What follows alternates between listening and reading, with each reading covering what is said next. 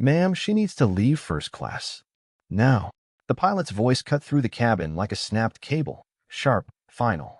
8-year-old Lena Parker sat frozen, her small hands clutching a crinkled boarding pass, Seat 2A printed in bold. Her mother, Dr. Camille Parker, lifted her head slowly. She had been buckling her bag, quiet, tired from the red-eye shift at Dallas General. She blinked once, as if she had misunderstood. "Sir," she said, steady but low, "my daughter is exactly where she belongs." Passengers shifted. A man cleared his throat. Someone 2 rows back whispered, "I knew it." The overhead lights hummed with that cold airport brightness. Too white, too awake. The pilot, Captain Howard, didn't lower his voice. "She's unaccompanied in a premium seat. Policy doesn't allow. She's with me," Camille answered. "I'm right here." He looked from the child to the mother, eyes narrowing, assessing. "No," he said. "I mean, this ticket can't be hers. You must have." He stopped himself, but too late. The sentence hung, unfinished, heavy with implication. A flight attendant held her breath. 2 passengers reached for their phones. The cabin didn't move, metal and humanity suspended in a single insulting moment. Lena inhaled, small chest quivering. "Mom," she whispered, "did I do something wrong?" Camille's heart twisted, but her voice stayed calm, the kind of calm carved from nights in emergency wards, from being underestimated one shift at a time. She reached into her bag. Slowly. Precisely. The boarding pass fluttered like a white flag of truth. "This says 2A. It's in her name. Full fare." Her words were measured. Captain Howard stepped closer, jaw locked. "I'll need you to step out with her. We can sort this at the gate." Gasps, quiet but sharp, rippled down the aisle. Camille rose. Not in surrender. In certainty. Her hand settled on her daughter's shoulder. The pilot loomed. But Camille's next move would not be small. Because she knew something no one else on that aircraft did. Something that would stop schedules across 3 terminals, halt takeoffs, pull superiors out of offices. One word. Just one. She opened her mouth. "Enjoying this?" Tap subscribe for tomorrow's story. 3 hours earlier, Dallas-Fort Worth International was waking up like a sleepy giant. The moving walkway hummed. Rolling suitcases clicked over metal seams. Announcements floated over it all, calm and distant, promising on-time departures that almost never felt real. Dr. Camille Parker walked beside her daughter through Terminal C, one hand on Lena's small pink suitcase, the other wrapped around a paper cup of coffee gone cold. She had come straight from the hospital, dark blue scrubs under a gray cardigan, badge tucked away in her bag. "Stay close, Lena," she said. "Lots of people, lots of bags." "I know, Mom." Lena held her own boarding pass with both hands, reading her name every few steps as if it might disappear. The letters were neat and proud. Lena Parker, Seat 2A first. Every time she looked at it, she smiled. "Do you think the seats really lie flat?" she asked. "Like a bed. That's what they say." Camille managed a tired smile. "You earned it." Lena had used every bit of her savings, birthday cards, small prizes, a little help from Grandma in Ohio, to upgrade this one flight. Her first time visiting her grandmother alone. Her first time in first class. Camille had hesitated when she saw the price. Then she remembered how small her daughter had looked last year, curled up in an economy seat between 2 strangers, legs cramped, neck bent at a painful angle. One time, Camille had said then, one special trip. Now, beneath the high glass ceiling of the terminal, Lena was almost glowing. They stopped at a window. Planes moved on a tarmac like patient white whales, tails lined in rows. "Which one is ours?" Lena pressed her palm to the glass. "The one that'll get us to Ohio in time for Grandma's checkup," Camille said softly. "She's looking forward to your visit."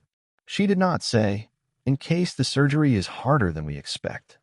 She did not say, "In case time is shorter than we hope." She only watched Lena's reflection in the glass, small, dark braids pulled into a neat ponytail, backpack straps cutting a straight line down her shoulders. "Mom." "Yes, baby." "Will you be okay going back alone?" Camille exhaled. After dropping Lena in Ohio, she would fly right back to Dallas, back to hospital, back to 12-hour shifts and careful decisions. "I'll be fine," she said. "I'm better when I know you're happy." An announcement chimed overhead. "Attention, passengers on Flight 278 to Columbus. Pre-boarding will begin in 15 minutes. "That's us," Lena said, bouncing once on her toes. They walked to the gate. The agent scanned their IDs, barely looking up. Camille noticed the glance linger a fraction of a second on the first, printed on Lena's pass, then move away. Noted. Filed. Ignored. For now. At the seating area, a man in a blazer eyed Lena's ticket openly, then Camille's cardigan and tired face. His lips pressed together. He said nothing. But she had heard this silence before, at hotel desks, at conferences, outside boardrooms hastily locked. Lena leaned against her. "Do you think they'll say anything about my seat?" Camille brushed a braid from her daughter's eyes. "They might. You answer politely.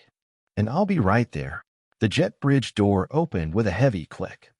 First-class boarding was called. They stepped forward. Behind them, a few passengers watched, some with curiosity, one with faint disapproval, another with plain confusion. Camille felt it all like a shift in air pressure. She squeezed Lena's hand. "One smooth flight," she prayed silently. "Just one." Metal met carpet as they crossed from the gate to the aircraft, the air inside cooler, tinged with coffee and recycled air.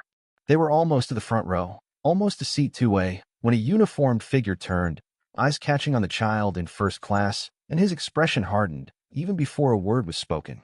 The moment that would change everything had just begun. Captain Howard stood beside the cockpit door, clipboard in hand, silver wings gleaming under the cabin lights. He was in his late 50s, tall, practiced, a man who liked order and predictability, two things he believed aircraft required more than air. He nodded to each first-class passenger with a polite, quick smile, until Lena stepped forward. Her feet barely reached the edge of the seat row. She placed her pink suitcase gently against the bulkhead. Camille helped her lift it, sliding it into the overhead bin. Click. Secure. Then Camille guided Lena toward seat 2A window premium, wide enough for a child to sleep sideways. The captain's hand lifted slightly, hesitant at first, then firm. "Excuse me," he said. Camille turned. "Yes." His eyes moved to Lena, then to the boarding pass in her hand, then back to Camille. Something unspoken tightened the space between them. "How old is she?" "She's 8, Camille replied evenly. "And she's booked in first class?" "She is." He paused, studying the small girl with a new, measuring distance. Children typically travel premium only with elite status or parental upgrade. Camille's voice stayed gentle. "She bought her seat." Lena added, proud, "I saved for it." A few passengers smiled. A woman in seat 3C whispered, "Good for her," under her breath.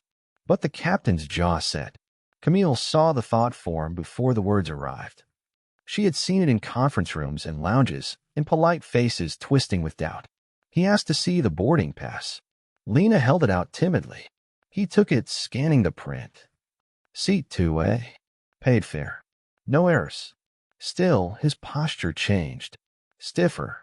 Guarded. "You're traveling together?" he asked Camille. "Yes. I'm escorting her to Ohio to see her grandmother." The captain folded the ticket slowly, then handed it back. Camille took it with a steady hand, but she felt the shift in temperature, 1 degree cooler, 1 degree more hostile. There was no rule being broken. But something in his tone said not right, not common, not expected.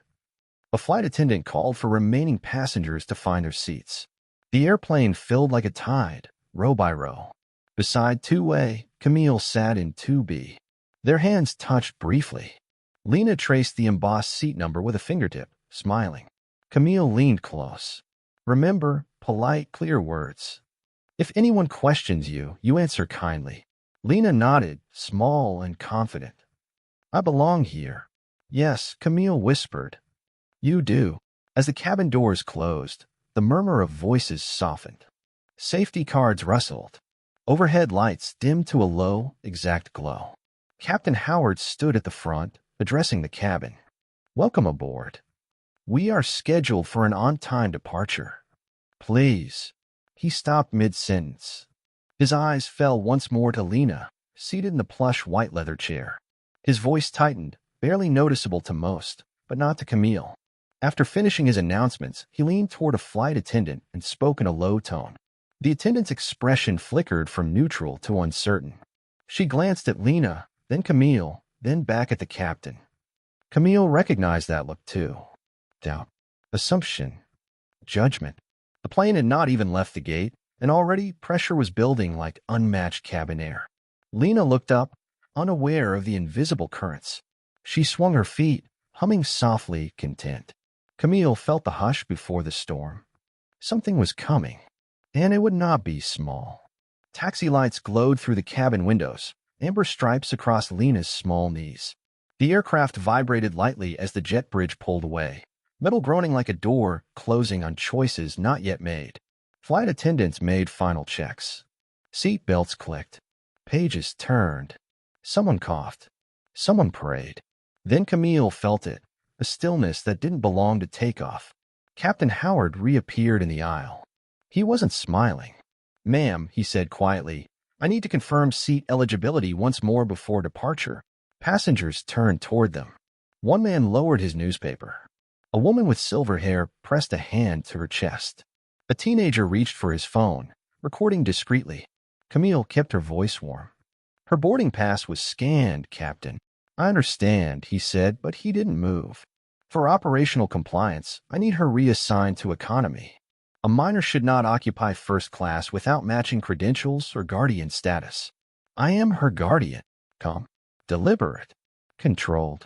But the captain's gaze carried a different weight, one that suggested he had already made a decision and now sought agreement, not truth. A flight attendant named Grace stepped forward uncertainly. "Everything looks correct on the manifest, sir." He turned to her, low-voiced but firm. "Better safe than sorry." Camille inhaled slowly. She could feel Lena's small hand quivering against hers. Every instinct in her body urged comfort, but her training at the hospital had taught her another lesson. When someone is being diminished, calm can be louder than anger. "Captain," Camille said softly, "are you questioning the validity of her ticket or her right to sit in this seat?" The aisle seemed to narrow. Tension pressed like cabin pressure on descent. Passengers watched. No one blinked. The captain hesitated. "I need to ensure rules are followed." "Which regulation?" Camille asked. "Could you cite it, please?" A ripple went through the row, surprise, a spark of respect. Not loud, but present. Camille wasn't raised in boardrooms, but she had spent a decade fighting for fairness in trauma units where decisions meant life. She knew the structure of authority. She knew how to ask for proof. The captain exhaled through his nose. "Let's take this to the jet bridge." "We're holding departure." A murmur rustled down the aisle. Holding departure meant delays. Missed connections. Schedule cascades across terminals. A man in one seat frowned. "Sir, we all want to leave on time." Grace shifted uneasily. "Captain, perhaps." He raised a hand. Silence. "Ma'am," he repeated, "come with me." Camille rose slowly. She looked at Lena, eyes wide, hope collapsing under uncertainty. Camille kneeled to her level. "Seat 2A is yours," she whispered. "Remember that." Lena nodded, trying to be brave, but Camille saw the shimmer in her lashes. She stood, shoulders squared, bag over her arm. Walking down that aisle felt like crossing a courtroom without counsel.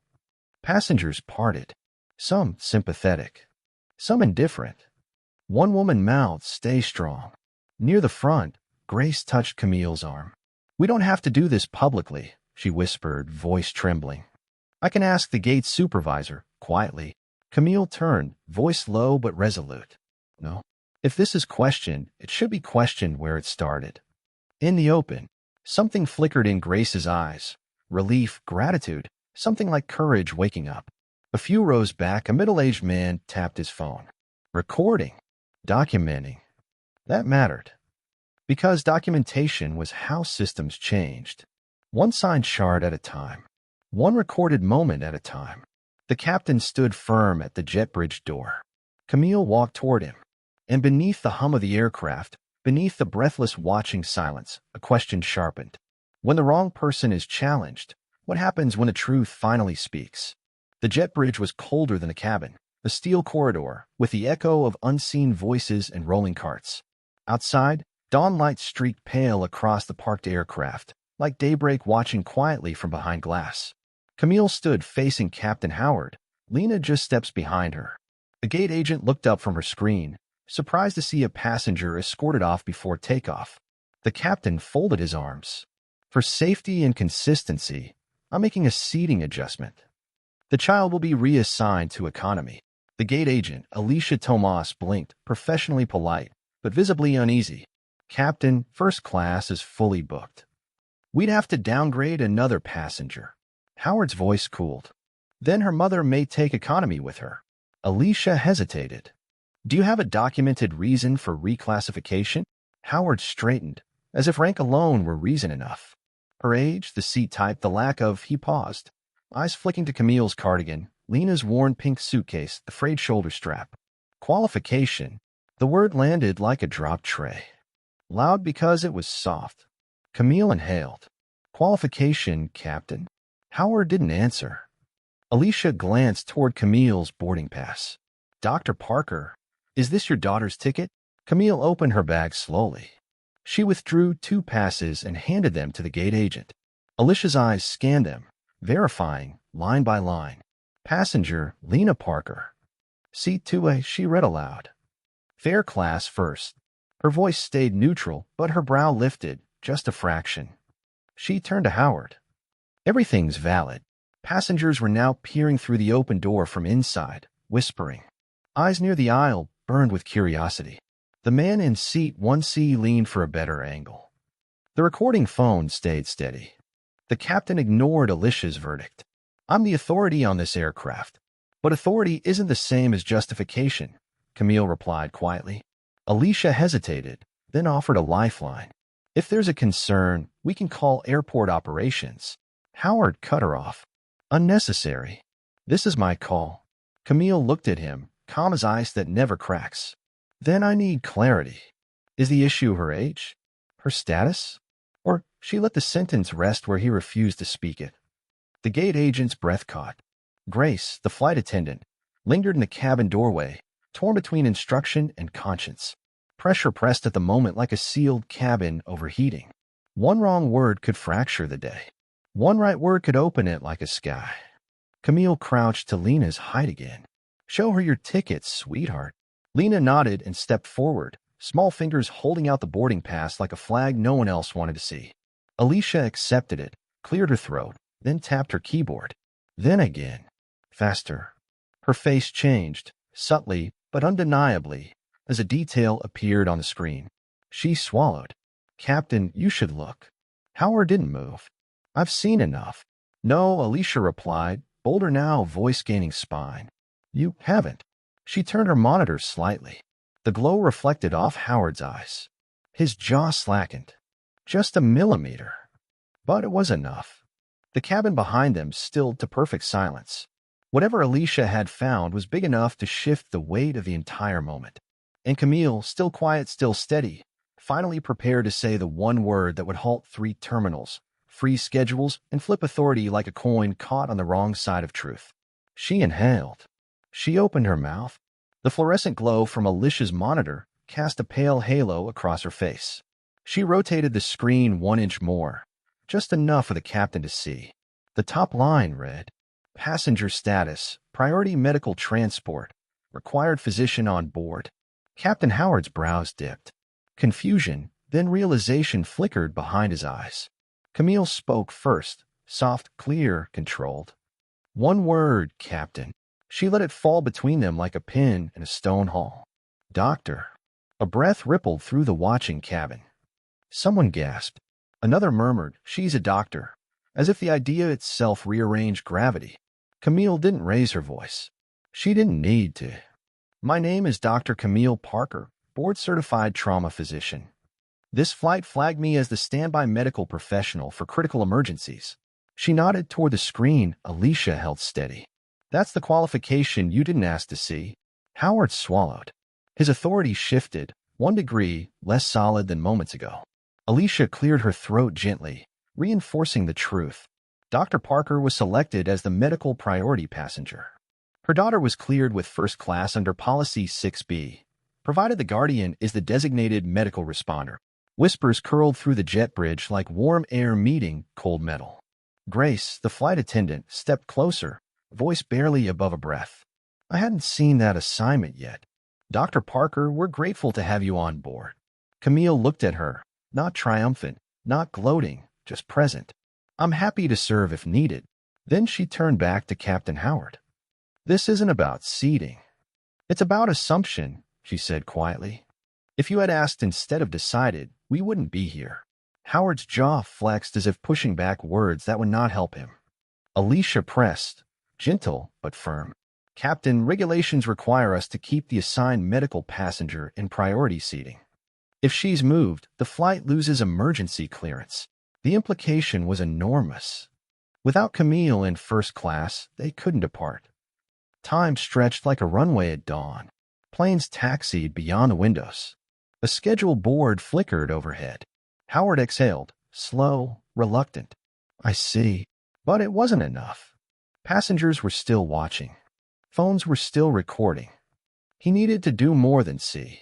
Camille stepped half a pace closer. I don't want punishment. I don't want spectacle. I want acknowledgement, so my daughter knows she belongs in the seat she earned. Lena stood behind her, small but shining with quiet bravery. The captain paused, weighing pride against truth. A heartbeat passed. Then, too. Howard looked at Lena, really looked. Not through her. Not past her. To you, young lady, he said, voice lower now, seat 2A is rightfully yours. He turned to Camille. Dr. Parker. I apologize. It wasn't loud. It wasn't perfect. But it was public. Passengers nodded, murmured, softened. One man in 1C whispered, about time. Still, the story hadn't finished turning. Because the recording phone, steady since Act 2A, caught every second. And one passenger, quiet, silver-haired, seated unseen in row 4, was no ordinary traveler. She was someone who could shift the outcome beyond apology. Beyond this cabin. Beyond one flight. And she had just stood up. Row 4 rustled, slow, deliberate, like a page turning itself. The silver-haired woman stood.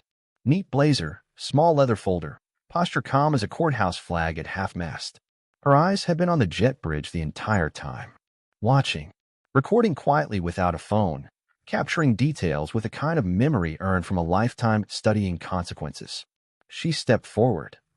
A moment, please. Her voice was steady, neither sharp nor emotional, but it carried. The cabin stilled again. Even the engines seemed to listen. Captain Howard turned, faint tension returning to his shoulders. Ma'am, we're attempting to resume boarding. She held up a simple card wallet, black, worn, government clean. Inside was a badge.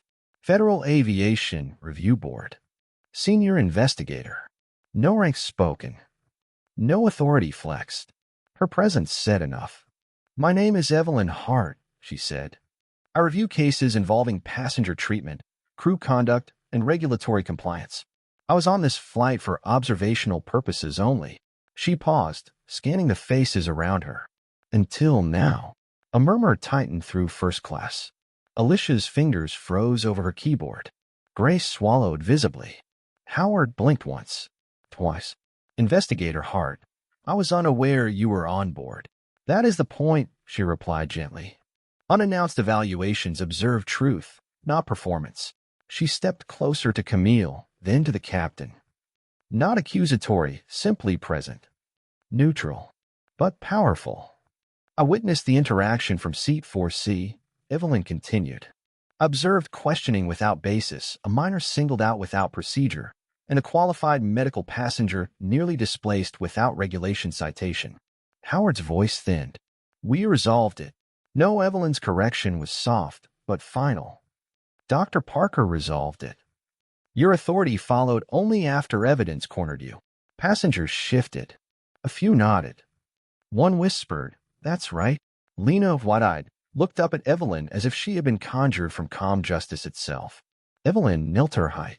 Seat 2A is yours because you earned it. And because rules apply to everyone equally. Remember that for the rest of your life. Lena nodded, absorbing every syllable.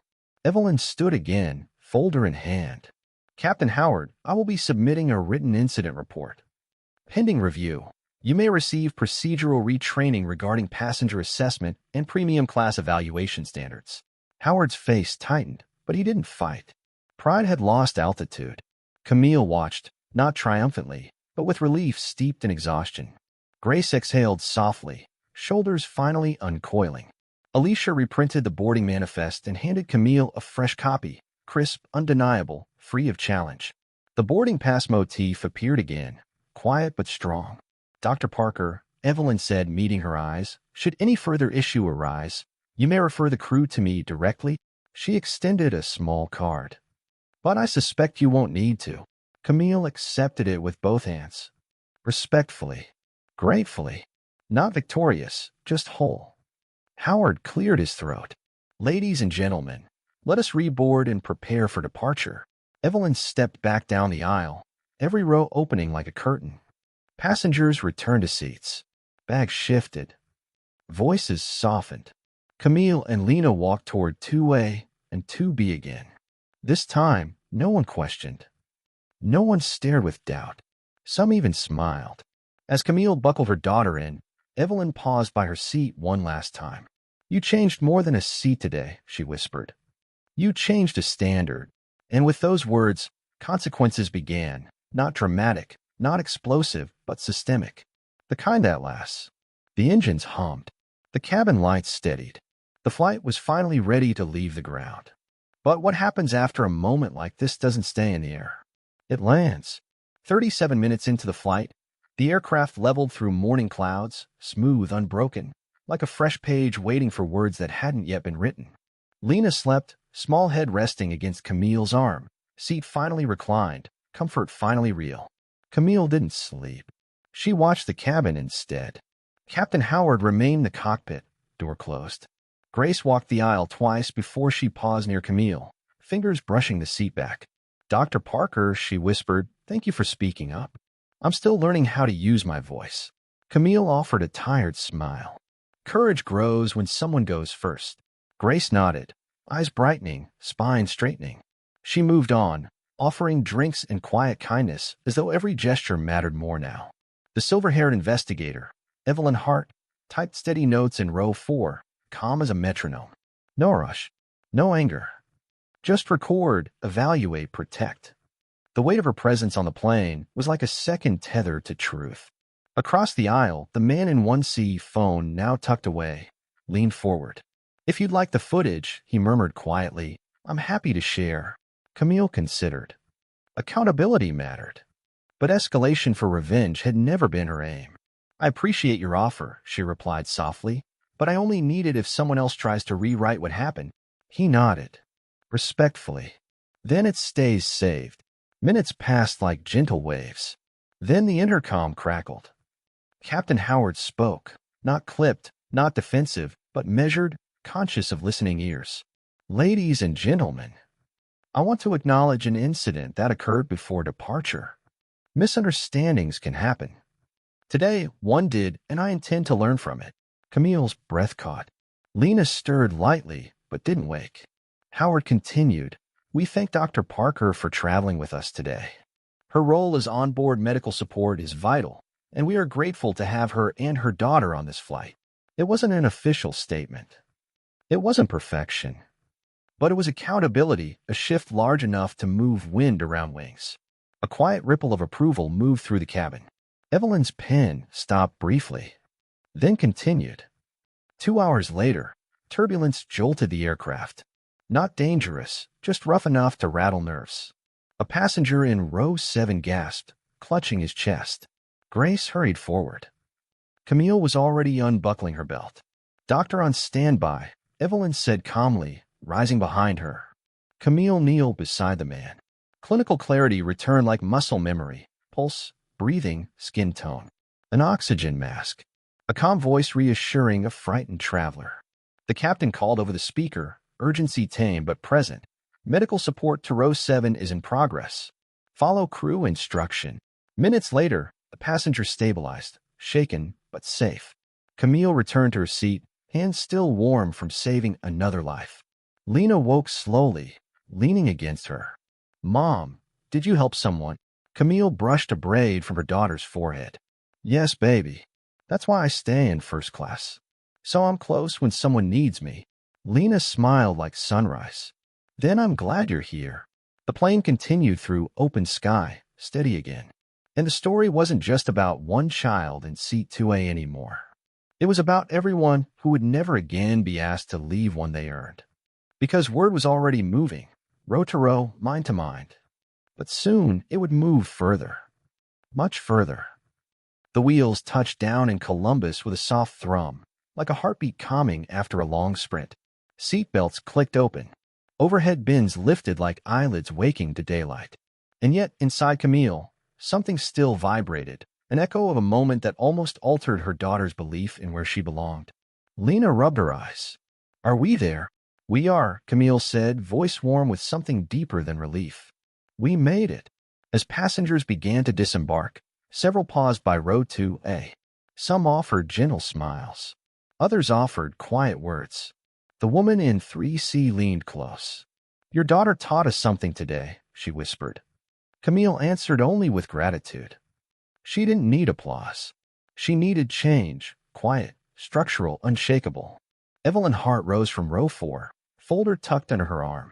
She stopped beside Camille with the gravity of a closing chapter. "I'll file the report formally," Evelyn said. "Not to punish. To prevent repetition." Camille nodded. "That's all I ever asked." And later, Evelyn continued, "You'll receive a request for a written statement. Clear and factual.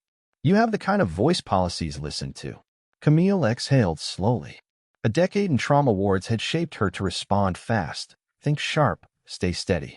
But today had required a different strength. The strength to stand without anger. The strength to ask for proof instead of permission. The strength to let truth speak for itself.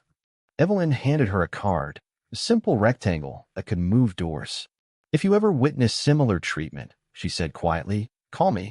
Camille accepted, not as a threat, but as a responsibility. Then Lena tugged her sleeve. "Grandma's waiting." The airport terminal spilled open around them. Crowds, coffee kiosks, travelers rushing toward lives beyond the arrival gate. And near the bottom of the escalator, a woman with gray curls and open arms stood like home itself. "Grandma!" Lena ran, suitcase wheels hopping behind her. Grandma Parker embraced her fiercely, the kind of hug that anchored generations. Camille watched, joy woven with memory, fatigue softened by pride.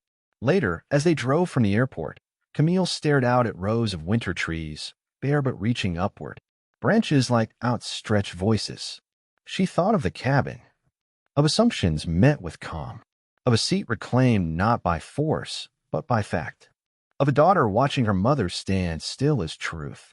That night, after settling Lena in bed beside Grandma, Camille opened her phone. A notification blinked, a message from the airline, preliminary acknowledgement of incident review. Professional, clear, respectful. Not because they were persuaded, but because they were documented. She set the phone down and breathed. Lena peeked over the quilt, voice sleepy. "Mom, I wasn't scared when you talked. I felt tall." Camille's eyes softened. "You were tall, Lena. You didn't let anyone shrink you." The child yawned, drifting. "Next time someone says I don't belong, I'll ask them to show the rule." Camille brushed her forehead with a mother's gentlest strength. "That's how we change the world, one seed at a time." Outside, snowflakes drifted. Not loud, not fast, just steady. Like dignity, like truth. The fallout was still unfolding. Email threads, policy revisions, staff retraining. But inside this quiet Ohio bedroom, the victory was already real. Because seats mattered. But seeing one's worth mattered more. 3 months later, spring had thawed Ohio into green. Trees opened like new promises along quiet neighborhood streets, birds stitching morning light with song. Camille stood on the porch of her mother's home, suitcase beside her, ready for the airport, but this time not tired, not diminished, steady as clear glass. Inside, Grandma Parker was organizing Lena's school project. Poster board, cut out planets, glitter like bright dust. Lena, now 9, stood confidently on a chair, taping Jupiter into place. "Mom," she called, not looking away from her task, "guess what seat I booked for the summer trip?" Camille smiled. "Which one?" Lena turned, grinning wide, holding up her ticket. "Seat 2A. One last appearance of the boarding pass motif. No challenge, no doubt, only pride. You earned it again, Camille said, lifting the ticket gently as if it were proof of growth. I always will, Lena replied, voice sure as sunrise. News had traveled farther than either expected. Without Camille ever posting or demanding attention, the airline quietly released a statement weeks earlier, acknowledging procedural oversight, announcing new training for staff on respectful verification practices. No names named, no spectacle, but change real and traceable. Federal Aviation Review Board circulars later noted that interactions with minors in premium seating must be handled with clear inquiry, never assumption. In-flight crews across terminals now received a brief module featuring a scenario titled Seat 2A, Courtesy First. Camille never asked who chose the title, but she suspected Evelyn Hart. As she stepped into the living room, she found a small white envelope addressed to her. Grandma raised an eyebrow knowingly. Inside, a business card. Silver lettering. Federal Aviation Review Board. Advisory Contributor Invitation. Below it, a handwritten note. Voice well used deserves room to travel. Dutch. Camille sat for a moment, breathing quietly, letting the weight of it settle, not as triumph, but as direction. She looked at Lena, tape on her fingers, glitter in her hair, confidence bright as spring itself. This child would grow into spaces that once tried to shrink her. She would step into seats earned, not granted. And she would do it without apology. Later, at the Columbus airport, they moved through security without a pause. No lingering glances, no questioning looks. Camille watched quietly, not expecting trouble, but prepared for equity. At the gate, a crew member approached. Young, nervous, holding a tablet with shaking fingers. Dr. Parker? Yes. He exhaled, relieved. Thank you. Because of you, our briefing changed. They told us to verify tickets before assumptions. To ask, not presume. Camille nodded. Asking opens doors. Assuming closes them. He offered a respectful smile, then stepped away, learning to stand taller without making others smaller. When first-class boarding was called, Camille and Lena walked forward together. No hesitation, no tension, only belonging. Lena chose the window again, the same seat number. The sky outside wide and waiting. Before buckling in, she looked at her mother. Do you think other kids will feel taller now? Camille took her hand gently. I think they already do. The cabin settled. Engines hummed low like a promise ready to lift. Upward. Forward. Fair. History didn't change in one moment. People did. And from people, policy followed, slow but real, like spring thawing winter edge by edge. The plane rose into morning, carrying 2 passengers who no longer needed permission to belong. Because truth flies farther when it's spoken calmly, firmly, and in the open. Andy, thanks for watching.